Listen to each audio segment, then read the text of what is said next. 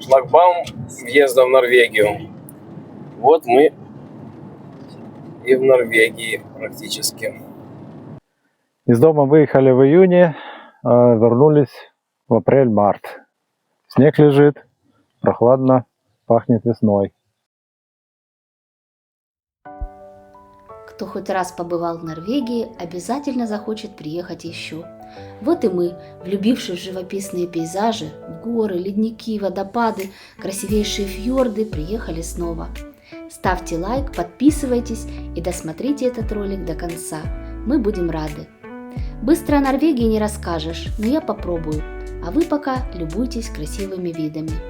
Знаете ли вы, что Норвегия имеет самую длинную береговую линию в мире? Она составляет 100 915 километров. В Норвегии более 25 тысяч километров фьордов. К слову, фьорды не только природное чудо, но и объект легенд. Говорят, что их создали могущественные великаны или боги. Страна насчитывает примерно 50 тысяч островов. На Лофотены доедем вместе с вами. Они простираются на 80 километров. Виктор Владимирович, мы уже приехали? Еще нет. Еще нет. Долго еще? Еще часок до парома, потом на пароме и на острова. Карибских? Конечно. Ну вот, заканчивается 4-й день нашего пути, и заканчивается он в порту города Богнес. Подплывает наш паром и перевезет нас на один из Лофотенских островов, город Лёдинген. Будем плыть сейчас. 1 часик поплывем и будем на месте.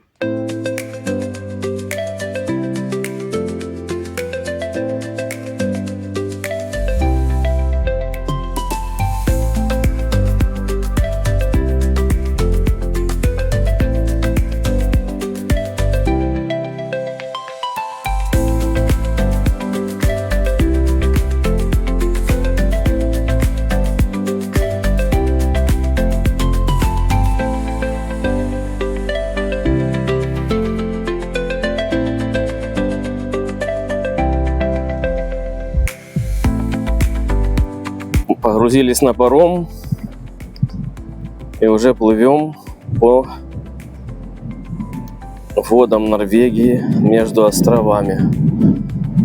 Паромы курсируют как маршрутный транспорт, как автобусы. Очень много на разные острова, в разные города. С той стороны паром уже причаливает к берегу на выгрузку. Очень красиво. Вряд ли камера такое сможет передать. Изнутри паром выглядит вот так. Удобные кресла. Можно походить по палубе.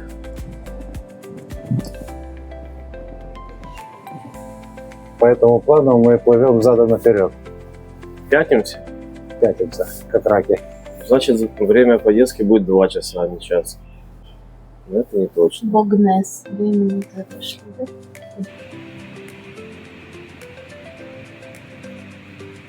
Плывем. Вид из окна шикарный. Ветер работает. Уютный кораблик такой. Людей очень мало. Плывем быстро.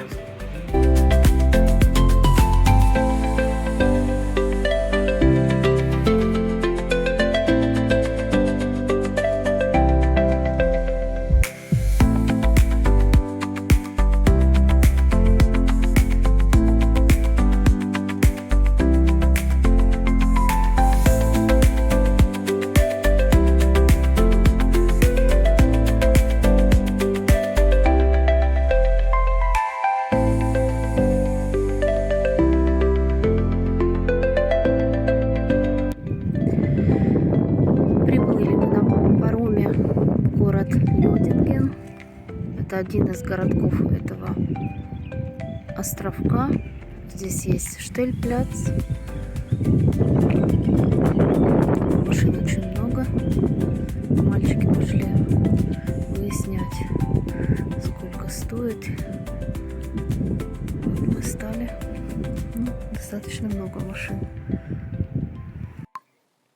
12 часов ночи, или уже первый час.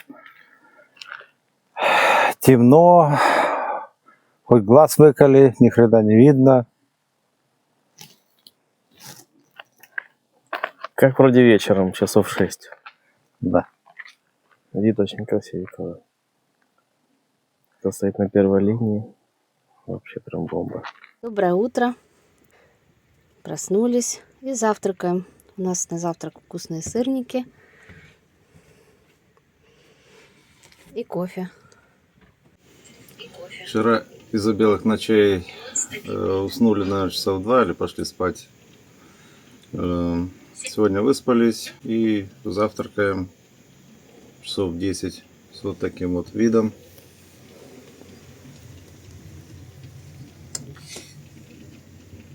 Да. Смотри, на глиссер вышел. Да, тебя еще и хвалили, как ты хорошо. Это он заправился и переставился поближе к морю. А смотрите, как опустела парковка. Я думаю, что этот городок является перевалочным пунктом для путешественников, потому как здесь вчера машин было очень много, единицы свободных мест, а сегодня, посмотрите, все пусто. Направляют обычно на край вот этих островов. Люди едут туда, переночевали и поехали дальше. Какой автобус огромный. Это Морелло, да? Как на нем передвигаются люди? Тяжело. Маневры осуществлять. Водичка прозрачная. Мальчики еще рыбку половят сегодня. Ну или завтра. Потому что ведро пустое я взяла. Сейчас поднимемся на маяк.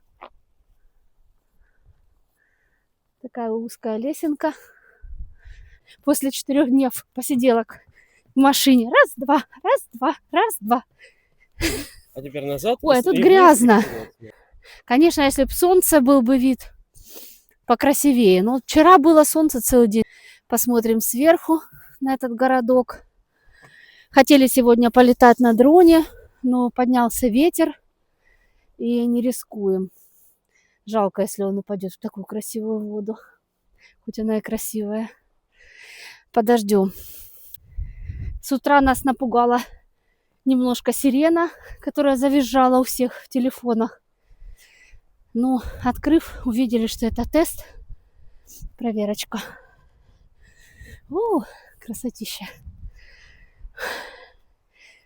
Вот отсюда будочку закинуть. Вон паромчик, на котором мы вчера приплыли.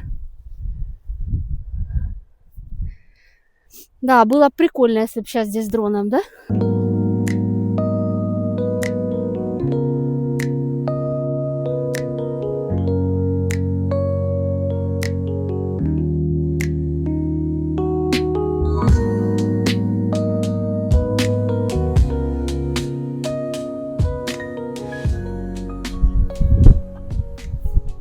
Я тоже хочу снять сейчас для инстаграмчика. Сейчас наш путь лежит на один из островов, в рыбацкую деревню. Там поснимаем, если ветер перестанет дуть. Полетаем немножко, поедим рыбки в местном ресторанчике, да? Поедим? Треска их символ, так сказать. А если будет ветер, то примем таблетки и тоже полетаем. Полетаем, полетаем.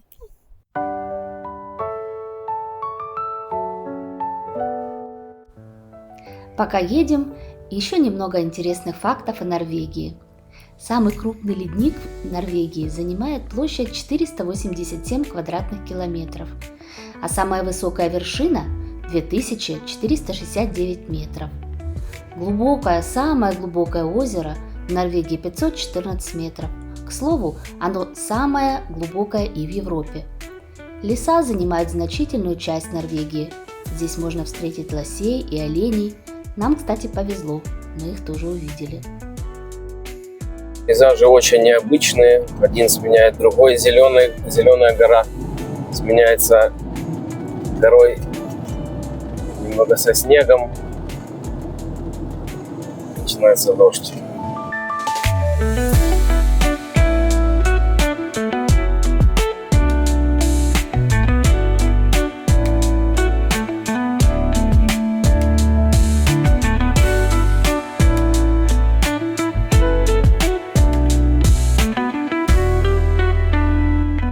видно, что дорога проходит между вырубленных скал.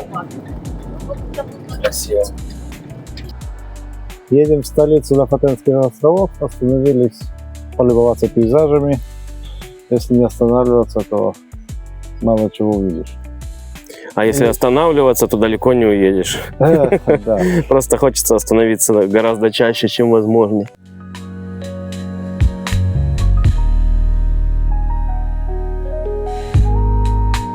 Виктор Владимирович, ты опять остановился? Да. Да мы ж только 5 минут проехали. Так, мы через очередной туннель проехали. А тут следующий красивый вид. Надо. Только выехали из туннеля. И тут дальше и такая красота.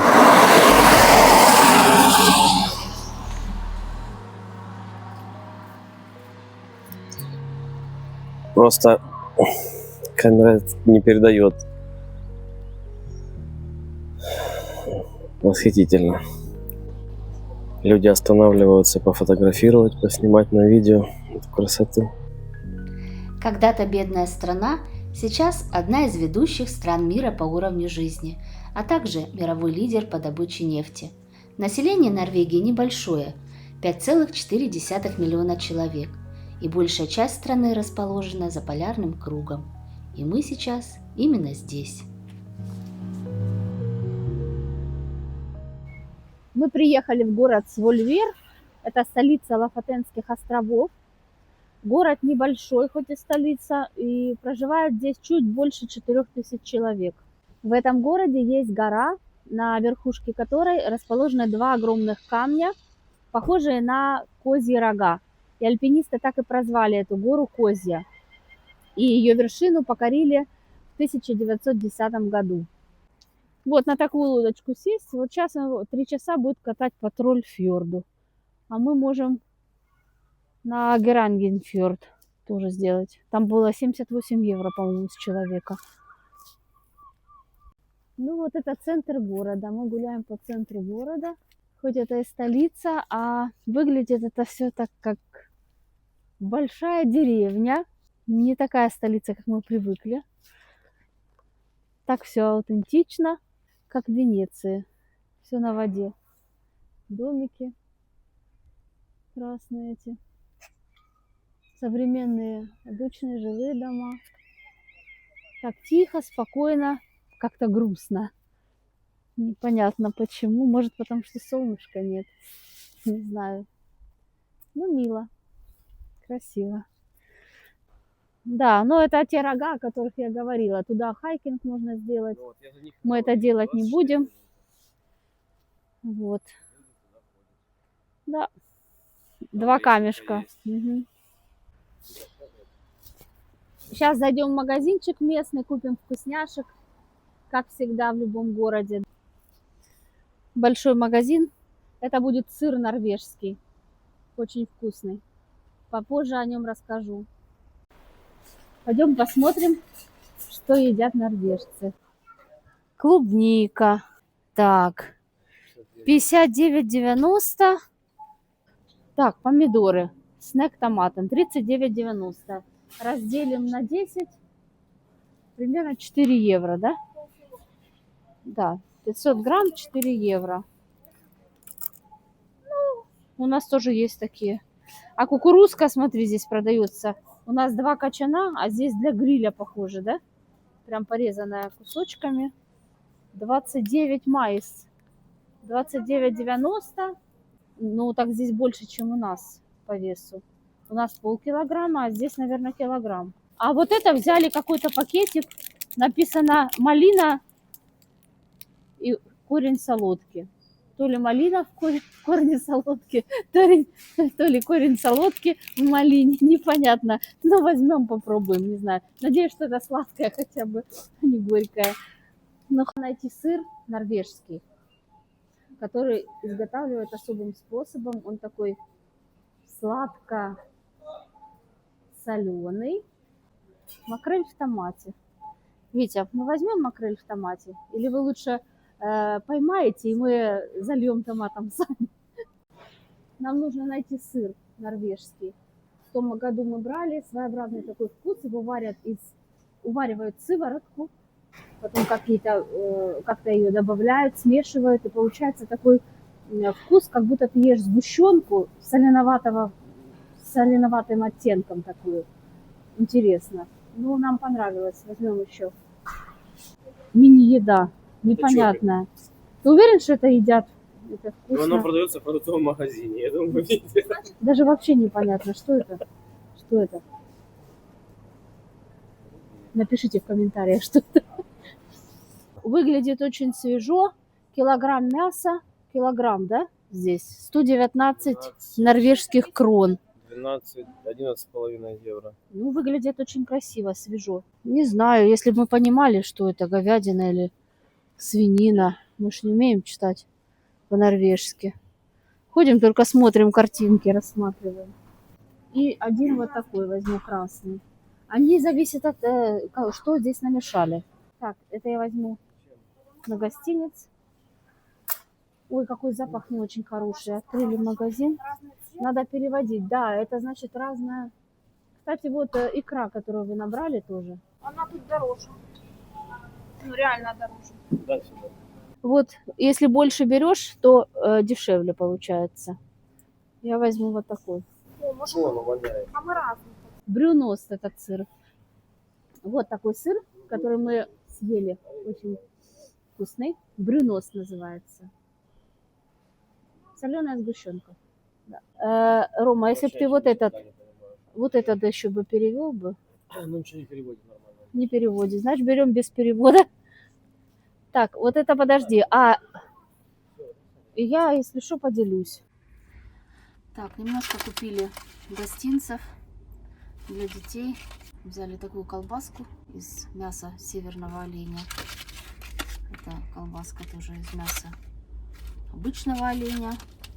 И такого цвета не очень приглядного из лося. Взяли какую-то намазку. Попробуем. Даже не поняли, что это. Глянули на картинку и взяли. То же самое, какой-то паштет. Это, как уже мы говорили ранее, солодка в малиновом сиропе, либо малина в солодковом сиропе. Попробуем, тоже узнаем. Это какие-то коробочки, какие-то снеки. Не знаю, что это. Ну и самое главное, это сыр брюност. Это сыр не просто сыр, а сыр символ скандинавской изобретательности и гордости Норвегии.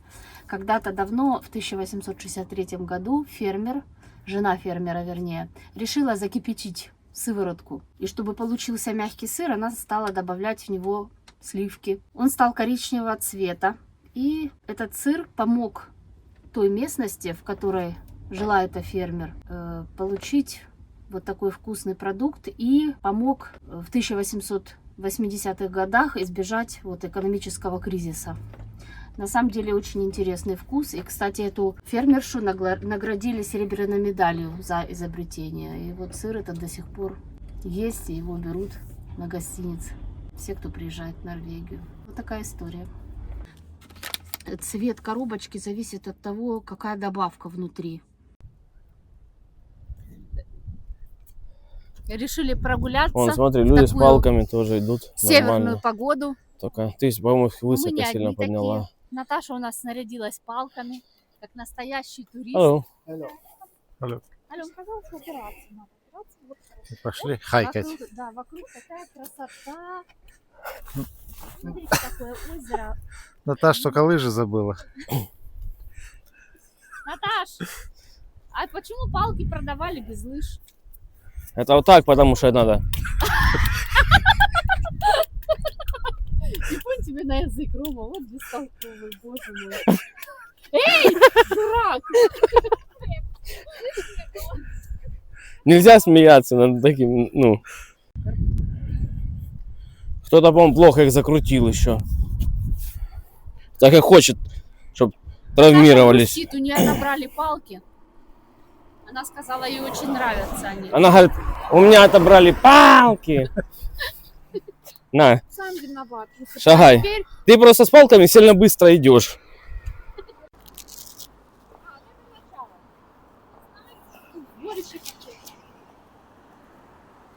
Не пускают, видимо.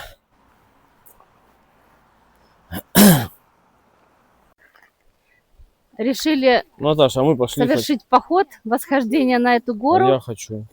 Подошли к началу пути, и ребята на информационном бюро, или как сказать, не бюро, на информационной доске написано, и они нам рассказали, что в ближайшие 2 часа будет сильный дождь. Мы не очень готовы, хотя у нас есть плащи. Путь лежит по этим ступенькам вверх, все время в гору. И вот мы думаем, решаем, идти нам или не идти. Потому как будет скользко. Путь вверх занимает чуть больше часа, ну и плюс путь назад также.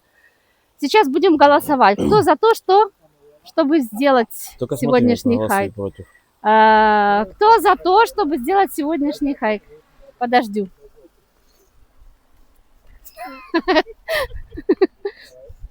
Кто против?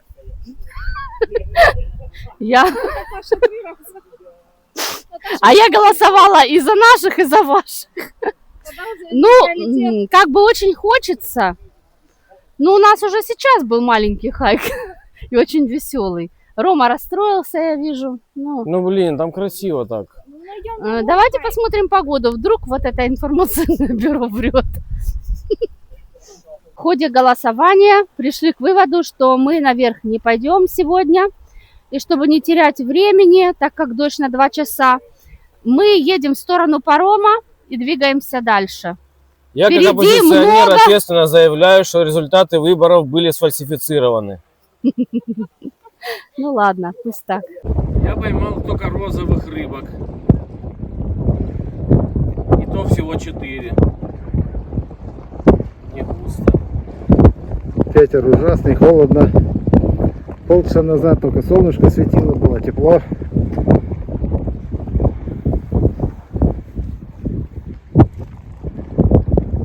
Наш профессиональный рыбак что-то там.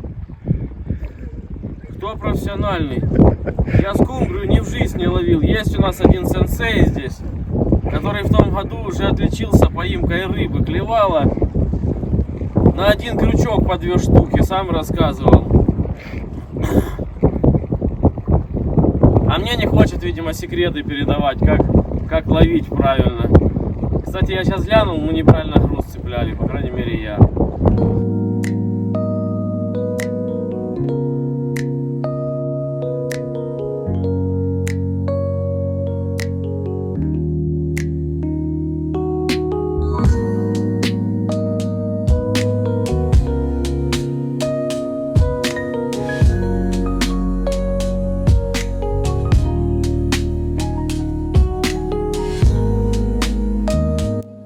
Мы приехали сегодня на один очень интересный островок. Вам может показаться, что это футбольное поле обычное. Это так и есть. Но это не обычное футбольное поле. Это остров. Остров-стадион. Сверху, если смотреть, мы полетали вот на дроне. Это очень видно. Вокруг этого стадиона море и горы. Этот стадион заманивает очень много туристов. Вот и все. Мы тоже здесь. И это круто. Сейчас полетаем и увидим, какой вид открывается на этот стадион сверху. Ну, мотор.